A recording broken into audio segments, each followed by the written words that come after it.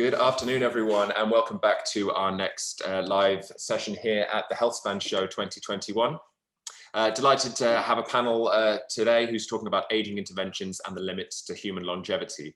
As you have been throughout the rest of the week, or for anyone who's been joining us today for our lifestyle vertical session, please do keep your questions coming through on the live discussion element just to the right hand side of where you'll be seeing this video.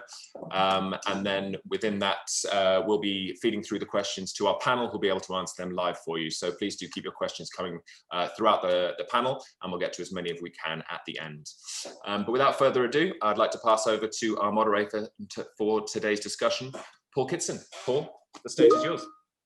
Very much. Thank you, Josh, and good afternoon, good morning, depending on where you are in the world. So really delighted to be moderating this session. We've got two of the, I think, titans, I referred them to earlier on Twitter, the doyens of the kind of life extension world, Professor Jay Olshansky from the University of Chicago, and Aubrey de Grey, Chief Science Officer at the SENS Research Foundation. Just to introduce myself briefly, I'm Paul Kitson. I'm a partner at PwC in the UK. I'm an actuary by day job, so I spend a lot of my time around pension funds and helping them and their corporate sponsors think about what's going on. Clearly, how long people live being a very important ingredient in that. I was fortunate enough to host a session or chair a session between Jay and Aubrey about a year ago, and it was remains one of the highlights of my certainly my speaking career to date. So I was very much looking forward to this session. Sometimes Aubrey and Jay are kind of described wrongly. I think I was told last time as the kind of opposite bookends of what we might have to look forward to in terms of longevity. But in fact, I think you know, in the main part, Jay and Aubrey agree. I think there's just some of the technologies that may be emerging and the feasibility of those where there's disagreement, and I'm sure we will get into some of that as we go through this discussion. So what I was intending to do maybe is to spend sort of maybe 10-15 minutes with each of you individually, and then we can maybe sort of connect together and have a bit of a discussion and debate, and then maybe there's a few other areas that it would be good to come back to. And please do, for all of you watching, please do use the question panel. I've got plenty of my own questions, but I'd love to ask yours rather than my own. So please do kind of drop those into the Q&A and they'll find a way to me. So based on position in alphabet and nothing more, I was going to start with you, Aubrey. We've got you know, a large audience actually to this today, and many I'm sure will be very familiar with your work, and very familiar with the sort of damage repair and rejuvenation industry. But I'm certain there will be others, corporates and investors and others representing, who perhaps are less familiar with that. So I mean, maybe, I don't know, do you want to just kick off talking a little bit about some of your work over the last 25 years and your outlook on well, the concept of escape velocity of death, which I'm sure people will find fascinating. Over to you, Aubrey. Yeah, sure.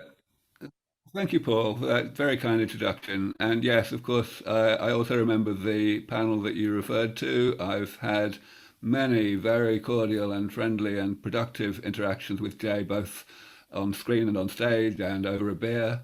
He and I were actually sitting in a pub near the British Library in London when the planes hit the World Trade Center in 2001, 20 years ago. So yes, we go back a long way. Right, so, well, yes, of course, I am a biologist primarily, but I like to think that I understand numbers a bit better than most biologists. And so, you know, I have had a lot of thoughts about the future trajectory of life expectancy, maximum lifespan, and such like, and the technological basis for that trajectory.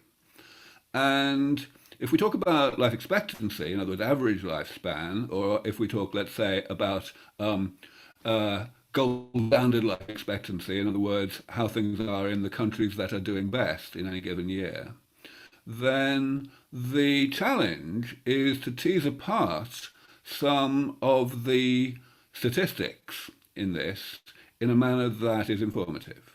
So one of the best known results in analysis of lifespan over the past decade or three has got to be the report from quite a few years ago now that this best case life expectancy has risen by a ridiculously constant rate over a very long, up to about 150 years or more. Rate being roughly 2.5 years per decade, 3 months per year. And it's ridiculously uniform. You can argue a little bit about whether they slightly far ago, things like that, but by and large, it's shockingly linear. And the thing is, this tends to make some people believe that this is going to carry on happening, that we're just going to have this very smooth, constant linear rate. And then other people have pointed out that that is just not how things are. That when you bring in some new technology that allows people to live longer, then there's a period when you see this change, but then that technology hits diminishing returns in one way or another. And therefore, the increase peters out. And the only way that there can continue to be a significant increase is as a result of some new technology. Now, of course, if we look back now and we see the technologies that have dominated the increase in life expectancy over the past 150, 200 years, we can see that they fall pretty clearly chronologically. There was a huge benefit arising from early medicine, the early stages of what we could now call modern medicine. First of all, the discovery that hygiene is a good idea. And then, of course, elementary medicines, antibiotics, vaccines, and such like, caused an enormous thing. In the industrialized world, that had pretty much completely hit diminishing returns by, let's say, World War II. But of course, we have seen this continued increase. Why? Basically because of the other things that have essentially driven and fueled the second wave of this. One big one, huge one, is prosperity, leading to improved early life nutrition, which is something that stays with you throughout life. People born in the late part of the 19th century, on average, simply did not get such good nutrition as people born in the same countries 30, 40 years later. Another thing, of course, is progressively lower smoking levels, and so on. So it is entirely reasonable to conclude that this wave, too, will hit diminishing returns, arguably has already largely hit diminishing returns, and that is why we are seeing in some countries, notably the US, the levelling off of the trajectory of life expectancy, and indeed very small declines, because essentially the residual gains that can be made are being outweighed by things that are pressuring in the opposite direction, like the obesity epidemic. Everything that we say today about the likely trajectory of life expectancy needs to be predicated on our predictions of the time frame for the emergence of new technologies that will provide a third wave of increase that will transcend what we have so far.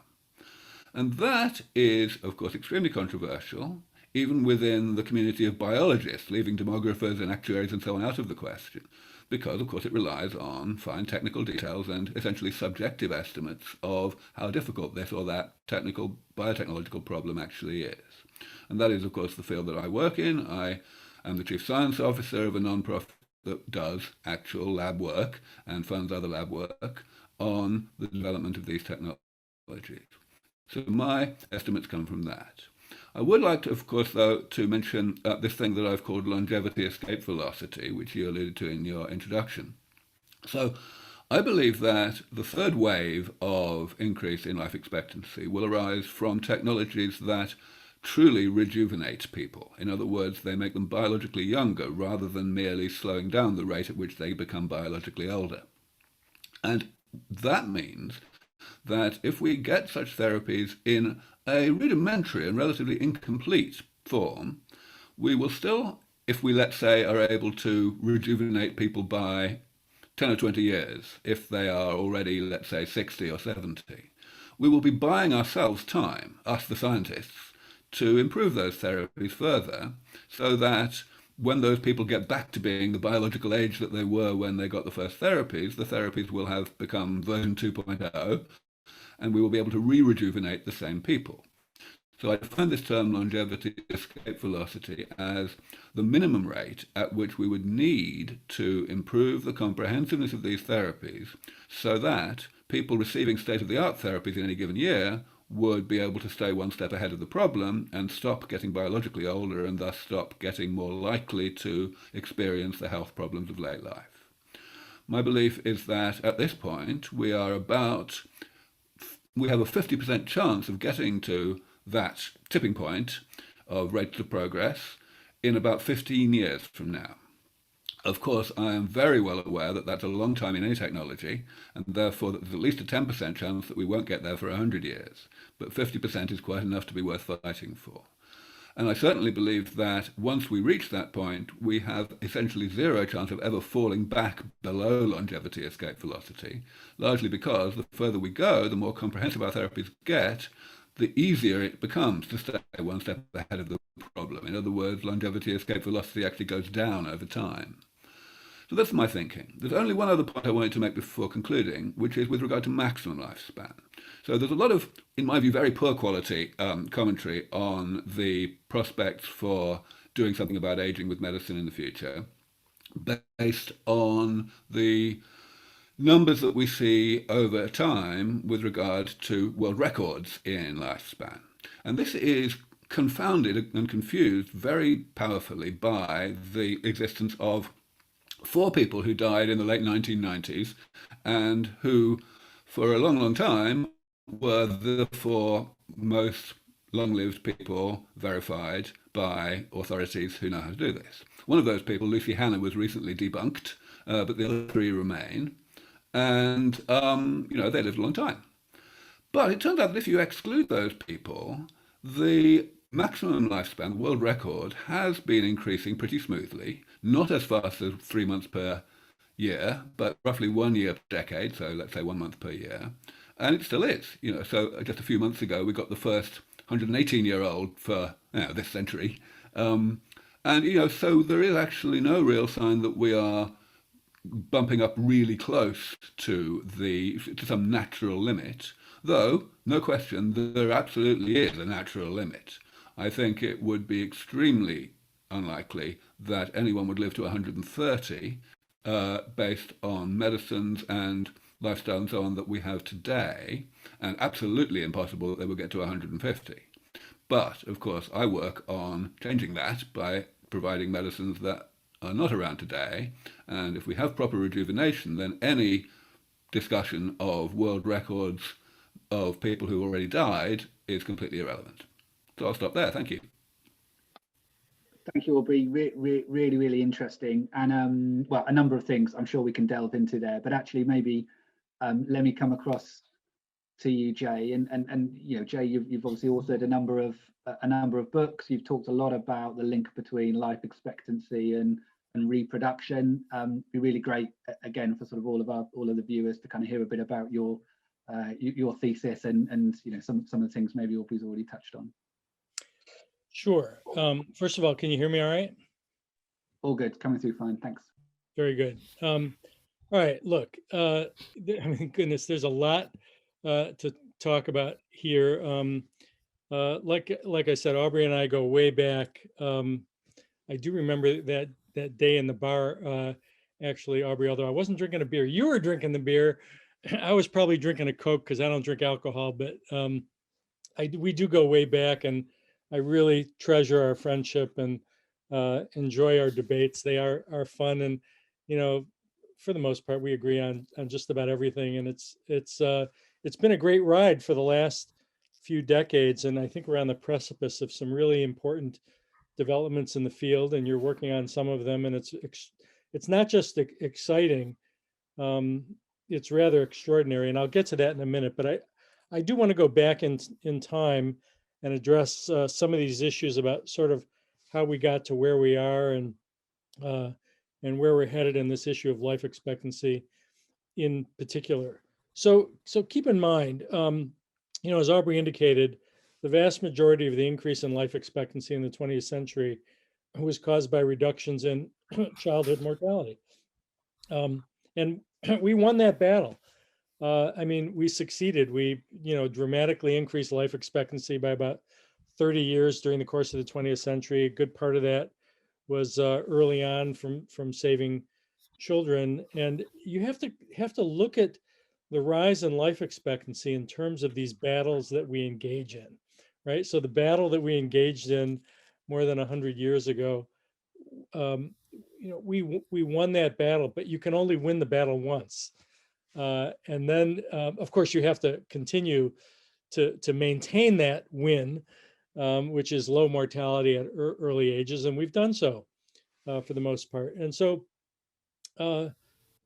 the other gains in life expectancy that occurred in the 20th century, as Aubrey indicated, was a result of reductions in middle and old age mortality. So we can intervene.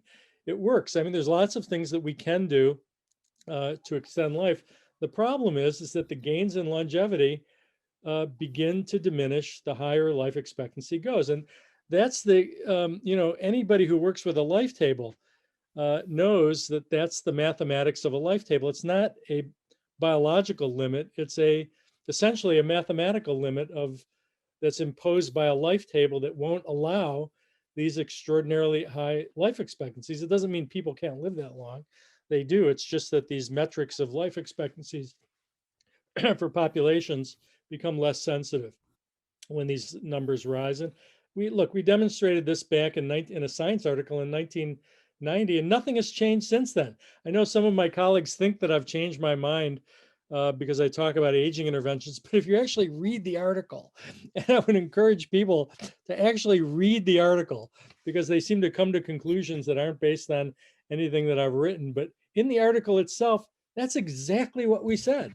We said the only way you can get beyond these limits, which was about 88 for women, 82 for men, or 85 in general for a population, was to alter the process of aging in some way. The language is in the paper. So you heard Aubrey say the exact same thing. You can't really push out the envelope of survival much beyond where we are or where some of these long-lived populations are. I was just looking at a life table for Hong Kong the other day, and life expectancy is extremely high in Hong Kong and Japan and elsewhere, but these can't really increase much further based on any technology that exists today. You can get these incremental increases, but nothing on the order of what we saw during the course of the 20th century. It's a different game that we're playing. I mean, you save the children, we've done that. You reduce middle-age mortality, we've done that. So the only target that is left that allows us to achieve any significant increase in life expectancy is old age mortality. And so the target now is aging. It's no longer the risk. I mean, certainly there are risk factors that are associated with many diseases that appear in later ages in the lifespan, and there is some low-hanging fruit there, but you're not going to get much of an impact on life expectancy if you succeed. I do want to go back to a point that Aubrey raised earlier, because this reminds me of some politicians that sort of state things repeatedly, even though they're not true. And I think if you say them often enough, some people actually believe them to be true. And one of those is that the rise in life expectancy has been linear throughout the course of the 20th century up to today. It's just simply not true. When the comment was made years ago by a demographer who was trying to extrapolate from the past into the future, and Aubrey has, I think, said this better than I in one of his papers on extrapaholics, which we both agree is like complete nonsense. You simply cannot perform a linear extrapolation of an inherently biological phenomenon and expect anything to make sense. And that's exactly what's been going on. The gain in life expectancy has not been, what was it, two years per decade, something like that. It hasn't. Yeah, it just hasn't happened. when that prediction was made, I think shortly after we published our science article in 1990, immediately it began leveling off. And if you look at life expectancy, certainly past the year 2010, in almost everywhere in the world, there's not just been a leveling off, but you've actually experienced declines in some parts of the world. So it just simply is not true. It has not been happening, no matter how many times this is repeated by actuaries, demographers, biologists, people who work at pension funds. It's just not true. And if you notice, by the way, that the team of researchers that came to that conclusion have been largely silent for the last 11 years. You don't really hear very much from them anymore about, 2 years per decade, stuff like that, because the data don't support that conclusion. So, enough of that nonsense about 2 years per decade. It just doesn't happen. It hasn't happened. It's not going to happen. There's no reason to believe that there's any support behind that view. So let's just get beyond that. It doesn't mean, by the way, that we can't intervene. In fact, the very interventions that Aubrey is talking about are exactly the types of interventions that I think are going to happen. I don't know when. I will say, by the way, Aubrey, I think you said something like, a 50% chance in 15 years. I'm pretty sure you said the exact same thing 15 years ago. No, I said 25 then. I said 25 years then. Right. So, and I've had this debate multiple times with other researchers. I do remember years ago, I hosted a AAAS session on the upper limits to human longevity, and myself and a researcher at the Buck Institute, a young guy, we were interviewed by the British press. And I'll never forget this, because we were asked the usual question that everyone is asked in our field, which is, how long is it going to take before you finally succeed in developing an intervention that influences aging? And, I hesitate because I'm pretty sure I knew what the other guy was going to say. And sure enough, he jumped in and immediately said, oh, we're only 10 years away from an intervention that's going to modify aging. This was like 15 years ago, something like that.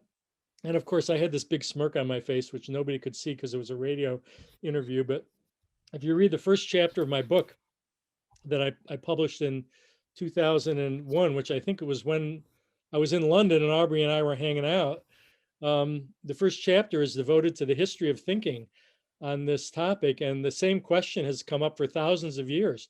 And the answer is always the same, 10 years.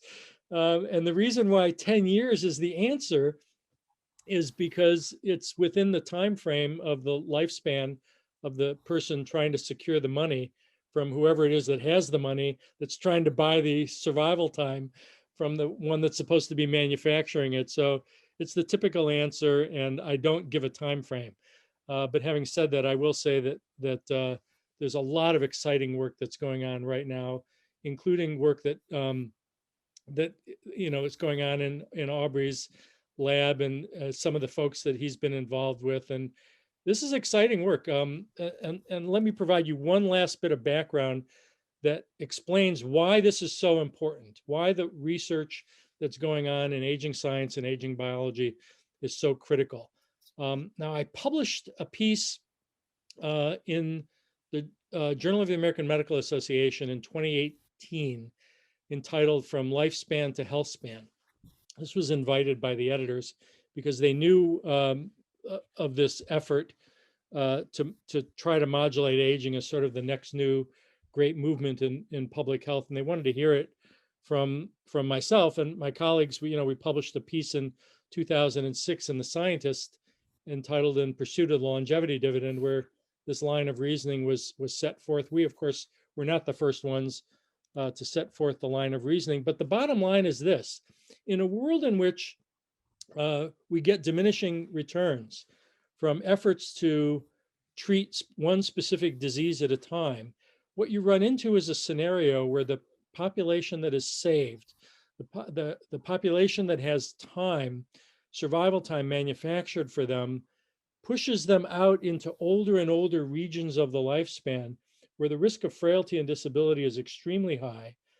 and largely unmodulating at this point. It's not really changing very much at all. So if you push out the envelope of survival into these extreme old age ranges and you don't alter aging in some way, you will, in my view, increase frailty and disability among future cohorts of older individuals. This is exactly what we don't want to see.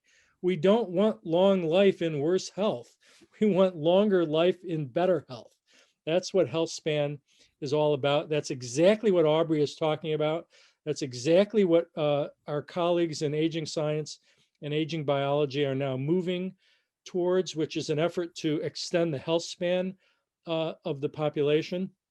And what does that mean exactly when we say extend the health span? Because everybody says, well, you know, what does that mean for me exactly? Well, it means that 1 year of biological time, 1 year from now, you will not be biologically 1 year older. You will be something less than 1 year older biologically. I don't know what that is going to be, but let's say hypothetically it's, you know, 3/4. You know, you're 3/4 of a year older. Now, Aubrey, of course, is talking about something that's a little bit different. He's not talking about, you know, stagnating that, but actually reversing that. Boy, I'd love to see that. And I hope something like that happens, that we can reverse elements of the aging process, but we would have to do it for the entire body, for mind and body. Otherwise, we would die from our weakest link, and we have to be extremely cautious about pushing out the envelope of survival, making these bodies live long without having a perfectly functioning brain along the way. And that's our one of our Achilles heels, by the way. So I'm going to stop there. If you didn't get the message here is that the work that's going on in aging science and aging biology now is, in my view, the next big movement in public health across the globe.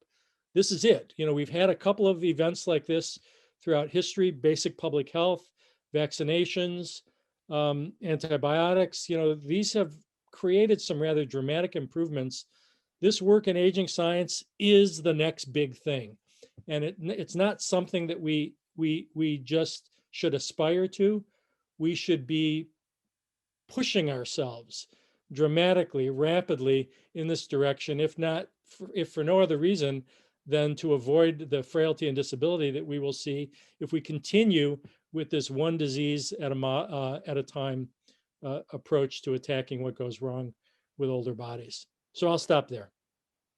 No, thank you, Jay, and you know, really helpful. I mean, I think you know, as I understand it, Aubrey, you know, what you talking about is exactly as Jay describes, is a you know, sort of zero or negative changes to age. I think you talk about the Methuselarity, if I've said that right, where by your 2036 time span, you know, effectively those that benefit from these rejuvenation medicines will never suffer from age-related ill health. So I mean, maybe I'm interested to pick up on Jay's last point, your sense on the connection between longer life, but longer, healthier life, and what that means. Yeah, absolutely. Yeah, the term Methuselarity, which basically means simply the point at which we get to longevity escape velocity. That's not my word, actually. That was invented by somebody else, but I do quite like it. Yeah, so, well, of course, yeah, lifespan and health span are linked. I think there's been far too much discussion historically about the attempt to, for example, compress morbidity, when in fact all biologists of aging and demographers for that matter have been well aware that these are really second order issues, that to a first approximation, lifespan and health span go together.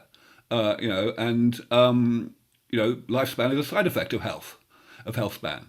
So what's very gratifying is that these days you don't hear very much about compression of morbidity, and people seem to be much more willing, much less reluctant to actually just talk about longevity unadorned, with on the assumption that everyone is understanding that what it means, and essentially daring people to come up with these old, you know, outdated concerns and arguments that it's all about health span and kind of apologizing for the side effect of lifespan.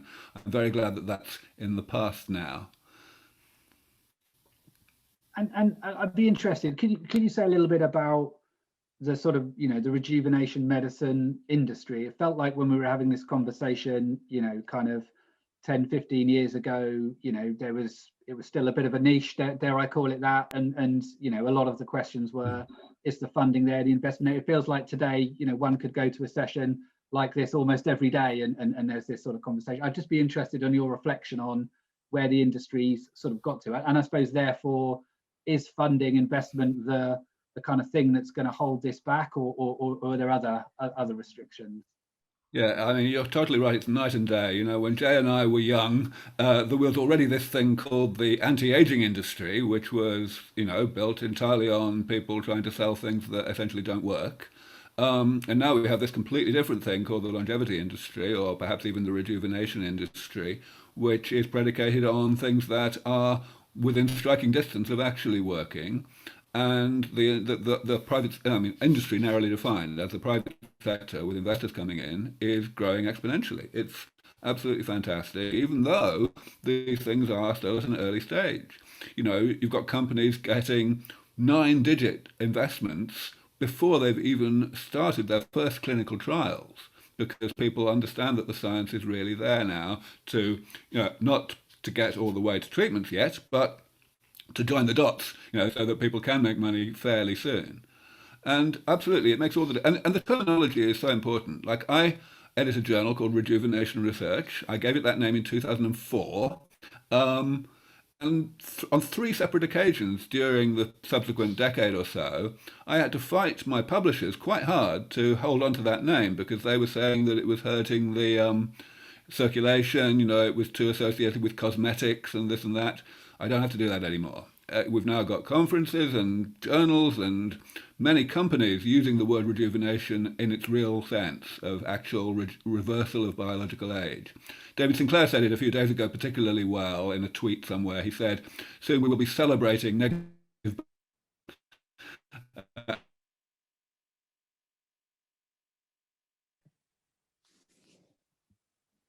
I think we may have lost you there, Aubrey, for a moment. Are you back with us? I'm here. I'm not sure if there was anything you lost. I just was mentioning something. Yeah, I was just mentioning something that David Sinclair said a few days ago on Twitter.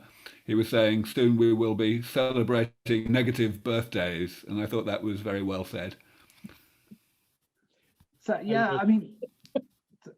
Jay, maybe let me use that as a kind of segue to come back to you, Jay. I know you've been thinking a lot in some of the other work you do about, the sort of concept of age and what is age and how we communicate age and how people think about, how they sort of, save for retirement and wealth span and that sort of area. It sort of feels like in terms of what we're talking about here, but the whole just concept of, kind of chronological age maybe going out of the window. I guess Jay, are there, is this helpful to kind of helping people think about and plan for the future? Is this useful, or is this just more confusion and challenge in kind of how people think about well, so the confusion and the challenge comes from something that Aubrey just told everyone about, which is the anti-aging medicine movement that has been around since the mid 1990s. It's particularly dangerous in my view. And, I call anti-aging medicine the second oldest profession.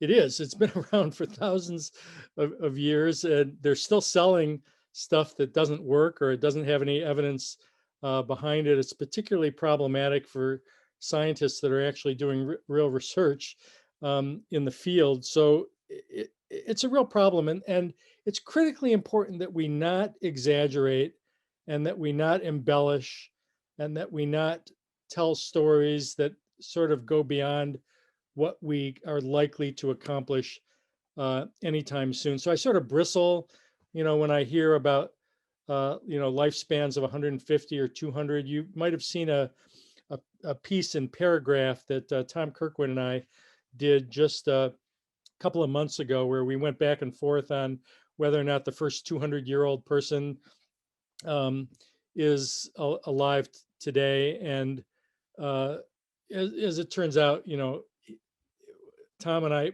were in complete agreement. He was forced to take that position. I suppose we could have gotten Aubrey to take it, but he was forced to take a position that he couldn't really defend very well. And so we're pretty much in agreement. The bottom line is we don't need to exaggerate. We don't need to embellish. The population is aging dramatically as it is. There's going to be a lot of people who live into their 90s and 100.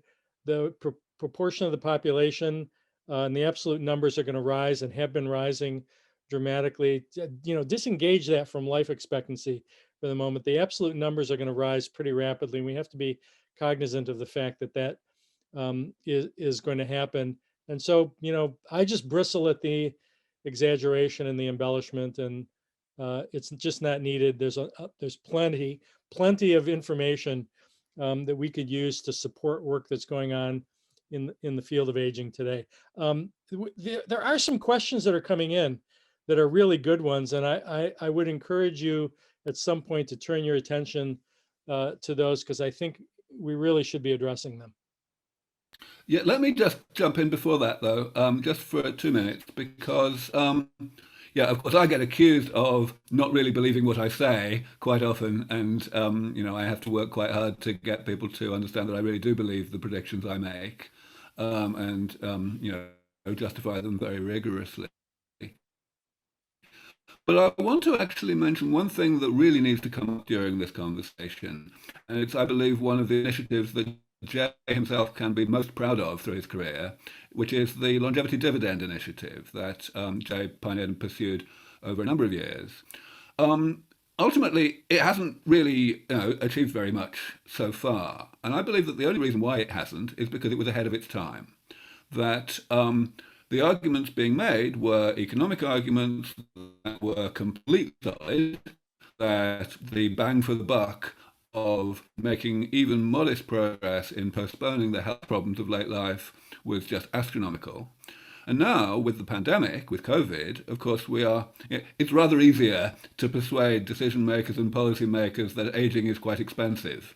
But what was missing back then mainly was the willingness of biologists, other than me, to come out and actually say that if one spent a relatively modest sum, like a few $1 billion, on aging research in addition to what was already being spent, then one would have a good chance of actually delivering this postponement of the health problems of late life. And without that, of course, you don't have an argument, because if the money is actually not going to achieve it, then you don't get the bang for the buck.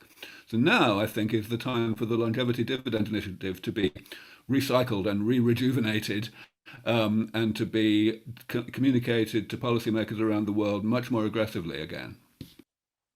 So actually, if you go back to the language that we used in that article in 2006, and again, we were not the first ones to make that argument. There were researchers in the 50s and 60s, and then Len Hayflick, by the way, in the 70s, was actually making a similar argument as well, using different language. But the bottom line is that the concept, I think, is now, if you actually look at the specific language that we used, you will now see it peppered throughout all of the work that's going on in aging science and aging biology today, which is a good focus on health span over lifespan. You're seeing much less exaggeration now in talking about, making everybody live to 120 or 150. You're not really seeing that very often anymore. Everybody's talking about healthy life.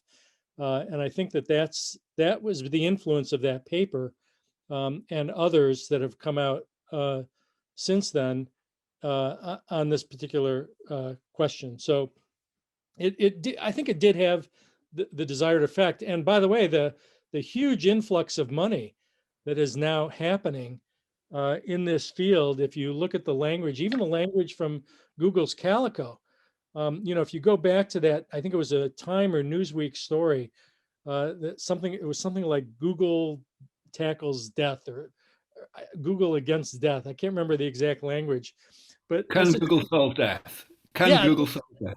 That's it, right? So you know where that came from. I'm not sure if you're aware of that, but my colleague and I, Dana Goldman, were giving a presentation in California, and Sergey Brin was sitting next to us, asking us. I actually didn't even know who he was at the time, and he was asking us about what we would do if a large influx of money came into the field. And and we started talking about this, and the language that we presented at that conference in California was served as the language that was used by Calico to support the creation of that organization. So we were particularly pleased to see that. And I will say, by the way, that there is an article coming out, because I was one of the reviewers for this, and I'm actually writing a commentary. It's coming out in Nature Aging. And David, I don't know if David Sinclair is on here. He's one of the authors of this paper. It is a beautiful paper that goes way beyond what Dana and I did a decade ago, looking at the health and economic benefits associated with modulating aging. This new paper that's coming out, it really does a fabulous job of explaining what the benefits are of these types of interventions. And when you see it, I think you'll really appreciate this perspective. And we basically, Dana and I, grossly underestimated the value of efforts to slow aging, what the consequences are. It's actually much greater than the conclusion that we came to a decade ago. And we should be reminded of this from what happened with COVID as a classic example. And just for a moment, let me give a shout out to Andrew Scott from the UK, who is also a really prominent guy in this area. He's written a paper that came out not long ago, which talks about all this in a variety of different scenarios. I particularly like the fact that he's actually been looking, in its first attempt anyway, at genuine rejuvenation, which is something that has not been thoroughly looked at by people like Andrew before. He called it the Wolverine scenario, which I like. But of course, there are a huge amount more work to do to explore the economic impact of bona fide rejuvenation. I think he's the first author of that paper I was referring to. I couldn't remember his name, but that's the paper that's coming out soon, and it's really good. Because I remember the Wolverine scenario, and I actually really liked the language that they use. It explains it in ways that I think everyone is going to understand, because it uses popular literature to do so, but it's all science-based. It's brilliant as far as I'm concerned. Yes, absolutely. And it's just the start. Yeah, no, I probably saw preprint, so we must be talking about the same paper. So, I mean, maybe as you suggest, Jay, let's get to some of the questions that are coming in. So, and please do keep them coming. We've got a good, I think we're allowed to run to the hour, so we've got a good 18 minutes or so. I mean, maybe what I'll do is sort of pick them up in pairs, and then, you know, Jay and Aubrey, invite you each to kind of give a comment. So the first two questions we've got, the first one is, what are the latest updates on best known practices for extending longevity? So good to get both your views on that. And then secondly, maybe linked to that, from Didier Cornell, if I said it correctly, conviction that concerning maximum healthy lifespan will not progress without radical medical progress. Goes on to say probably going to be gene therapies, and goes on to say maximum healthy lifespan is very different from average lifespan, which will increase. Maybe if I'll come to you, Jay, first. I don't know if either of those two, there's a response or something you want to pick up. So I've already forgot both questions, so let's just do one at a time. Why don't you give me the first one? So latest updates on best known practices for extending longevity. Oh, I'm going to keep it really short and simple. Diet and exercise. You control what you can control, and that's it. Today, pretty much diet and exercise. I mean, look, we have these huge disparities that exist in subgroups of the population across the globe, mostly influenced by education, income, access to healthcare, diet and exercise. These are the things that we can manipulate today. Somebody did ask about if everybody adopted a healthier lifestyle, would it have an impact? Of course it would. It just wouldn't have a dramatic effect on the life expectancy of the population, but it would probably have a pretty dramatic effect on the health of the individuals that modified their lifestyles. So sure, absolutely. Yeah, Jay's absolutely right. The way I normally say it is, you know, just do what your mother told you to. Of course, there's a better answer, which is write me a large check, because that will actually hasten the arrival of therapies that don't yet exist. But of course, that's probably not the answer that the question we're looking for. Hey, my mother told me to clean my plate, and that was a mistake. It was one of the things that contributed to obesity in the population, was eating too much. So we don't always listen to what our mother says, but it's common sense. Good point. Yeah, one does need to be careful. I remember the headline about something that's in red wine, having a link to extending long life, but it then transpired, if you read the article, that you needed to drink something like 3,000 bottles a day, which comes with its own health consequences. So one does need to be careful. Moving on to the next one. So thank you. I think you picked up one already there, Jay. But a question to reflect on the progress being made around better matching health span to lifespan, and also brain span to lifespan. I guess maybe if I come to you first, Aubrey, given some of the technologies you're talking about, and I know a connected question to that is, kind of if we are rejuvenating, are we still ourselves? Is it our same kind of psyche in there? So I'd just be interested in your take on that health span, lifespan, brain span. Right, yeah. Right, so I briefly touched on this earlier. I think that it is a mistake to fixate too strongly on trying to increase health span, whether it's mental or physical, relative to lifespan. At the end of the day, to a good approximation, if you increase health span by a year, you will increase lifespan by a year as well. And therefore, the focus should be on causing that increase to occur as fast as possible. And of course, longevity escape velocity is all about causing it to occur at 1 year per year or more. So I think, of course, we don't want to get sick. And if we could compress morbidity a lot, then that would be a good thing. But it really isn't feasible. The fact is, people who are healthy do not die tomorrow. And people who are sick have a higher probability of dying tomorrow, and that is always going to be the case. So the fundamental goal, which is to stop people from getting sick when they get old, is all we should really be caring about. And the lifespan business is just a side benefit. So this question comes from one of the pioneers in the world of aging. It's Ken Dykewald. So I'm glad to see you're here, Ken. And it's a critical question to ask about lifespan and health span. Now, I'm actually not entirely sure that adding 1 year of health span yields 1 year of lifespan. I don't have any evidence to support that conclusion. I'm not sure I would even believe it to be so. I would probably suggest that 1 year of health span would probably yield less than 1 year of lifespan, depending on when that is occurring. If it's occurring at age 90 versus occurring at age 60, I think the if it's occurring at age 60, I can believe it. If it's occurring at older and older ages, I don't think you're going to get the same increase in lifespan that you're getting from health span. So I think we will approach an asymptote on this, but I don't know where and when it is, and I don't know the relationship.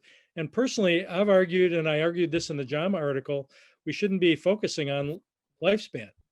The focus should be on health span, and the added lifespan is the bonus. And I don't know how much it's going to be, and I've not estimated it.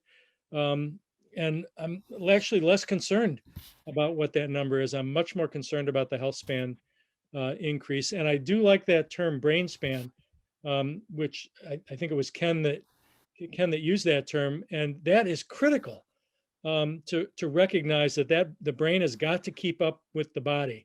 And if they're not keeping up with each other, we are in trouble if we do not make sure that we influence the aging brain along with the aging body. Thanks, Ken. Yeah, exactly right. Exactly right. I think really the only reason why there is an argument about whether morbidity has been getting shorter or longer over the past is because of different definitions of where the threshold is between being healthy and not being healthy. Some people talk about activities of daily living, some people talk about instrumental activities of daily living, etc. And, honestly, it's just second order things as far as I can tell. Just to point out, Ken emphasized one other thing in his comment, which is I have to go back to his comment. A second.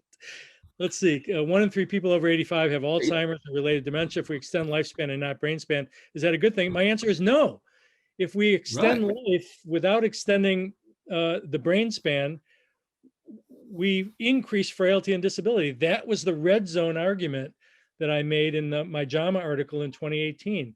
That's the problem that we want to avoid. So you're right, Ken. I couldn't agree more. That's the issue that we're facing today, and that's the logic and the rationale for why we need to be focusing in so much on modulating aging, both mind and body, and making sure that they match. Good point.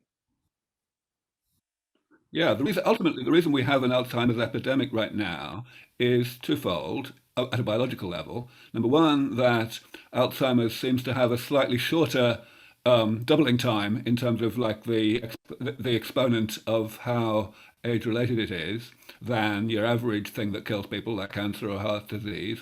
And secondly, that Alzheimer's is very bad at killing you compared to heart disease and so on. You tend to have Alzheimer's for a very long time.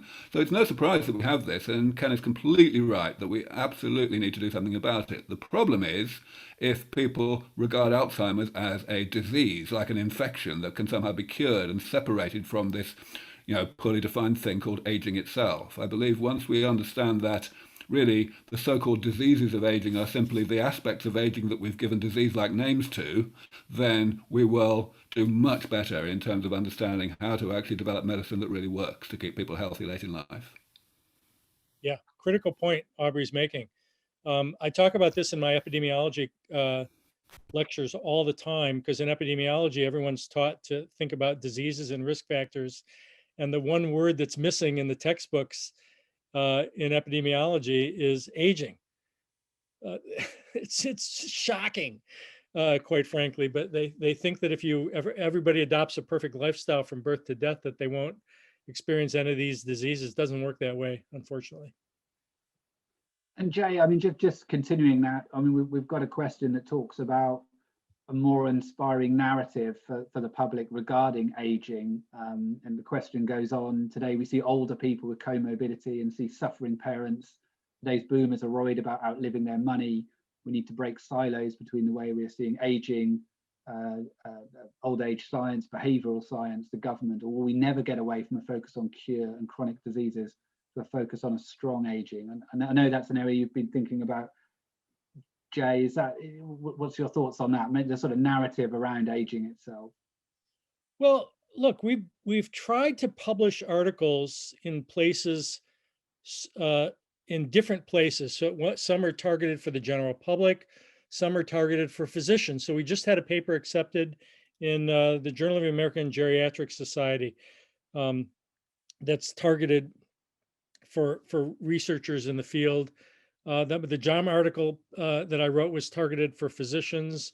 I've got another book coming out next year, by the way, with my colleagues that I published the last book with on aging, Jim Kirkland and George Martin, that focuses on the latest science that's coming out. So you have to target different populations and use different language to do so. And then, of course, targeting, getting the funding for this is absolutely critical. And the language that you use for funders is not really the same as the language that you would use elsewhere. And you have to be really cautious about, being honest and straightforward and not exaggerating especially when you're talking to funders. But the funders often want to hear things that some of us in the world of science shouldn't be saying. And so it's just one of those cautionary tales about who you're speaking to. But the critical thing always is to be honest and frank and not exaggerate. And do we need, I mean, you both obviously talked, I suppose, sort of different kind of amounts of change, but you've both talked about, we're going to see over the next kind of year, big change in this area. Is there any concern about, kind of reaching that tipping point, what that does for the way people think about their future, how they react if we get this almost very quickly? I suppose I'm thinking a little bit, we've lived in a world where we've, suddenly got social media and technology has come to us very quickly. And, in a way that's created some sort of negativity because we haven't got, the regulation around it that perhaps we would have done if it had emerged more slowly. I don't know, Aubrey, I come to you first, just concern in how people react to reaching this sort of tipping point. So whenever I talk to, especially people in the financial services sector, whether it's pension funds or banks or, insurance companies, I tend to give talks whose title is something like Anticipating the Anticipation. because my view is that what people in the financial services industry and indeed people worldwide should be most focused on is not the time frame for when these therapies are going to arrive, which, as I say, I think, 50% chance for 15 years. That's still quite a long way away. What people should be worried about is the point at which the general public starts to believe that these therapies are probably coming fairly soon, as a result of the public pronouncements, not just of this one crazy guy with the beard, but actually of the bulk of public statements of expert opinion. Now, that is already shifting. Coming back to David Sinclair again, 18 months ago, he wrote a book whose subtitle was Why We Age and Why We Don't Have to. Now, if he'd written that kind of title 10 years earlier, he'd probably have been fired from Harvard. But now he can get away with it.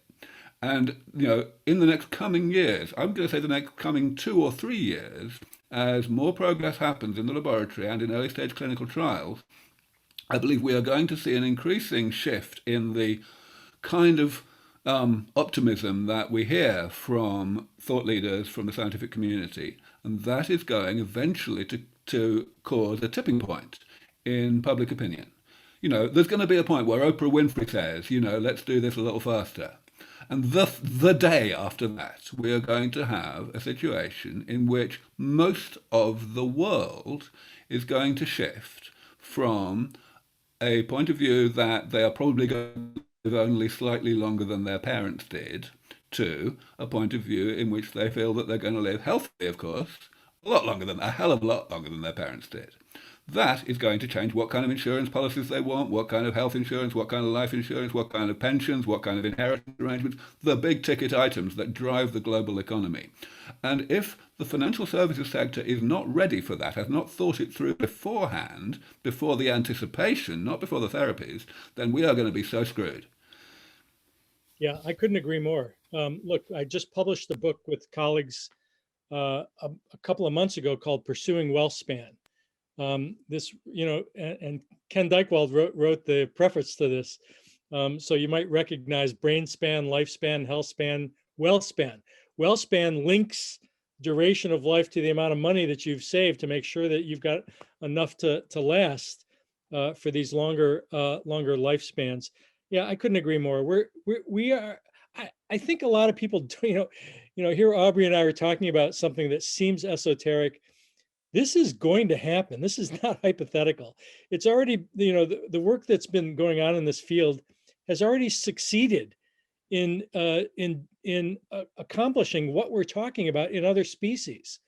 When an intervention comes online for humans that slows the rate of aging or influences the rate of aging, whatever language we're going to use, and it has an effect on multiple fatal and disabling diseases simultaneously, this is a game changer. I don't want to, I want to avoid exaggerating here, but let me just say that there are very few breakthroughs in public health on the order of the magnitude of what we are talking about here. And when it actually happens, when you actually have this therapeutic intervention that makes its way to the general public, it will create the very tipping point that Aubrey is talking about. And I couldn't agree more. And when that happens, you're going to see everyone come on board very rapidly and realize and recognize the value of what's going on in aging science and aging biology. So I'm 100% behind this effort to go after aging. It's the primary risk factor for what goes wrong with us. The time is now, and it's extraordinarily exciting. Clinical trials have already begun testing some of these interventions, so it's going to happen. That feels like a great place actually to bring the conversation to a conclusion. So and glad we're finishing on agreement, which is excellent. So look, I look forward to maybe showing one of these again in a year's time and seeing what's happened. I hope then we'll be able to do that all in person. Thank you all for your questions and your contributions. Apologies I wasn't able to get to all of them, but thank you so much for sharing. And I'm sure the conversation will continue at the conference outside this session. Josh, well, just leaves me to say thank you to Jay and Aubrey. Really great conversation. And Josh, I'll pass pass back to you. Fantastic, thanks, Paul. Yeah, very sad to have to draw that to a close. I think we've probably gone on for another hour or so at least, and there were still questions coming through and things like that. So as Paul said, please do keep the conversation going, both in the chat. You can connect with other attendees through the platform as well, make some new connections and continue that conversation. And yeah, I agree with you, Paul. Very much hope we'll be back in person before too long to have these discussions. And some beers to kick off relationships, as Aubrey and Joe were talking about at the beginning. We have sadly come to the end now, so we do have our roundtable starting at 5 o'clock British time, that is, shortly, which is focused on science behind the system, strategies for proactive mental health improvement. So if you are signed up for that, please do log in there. Huge thank you to Aubrey, to Jay, and to Paul as our moderator, and see you all soon.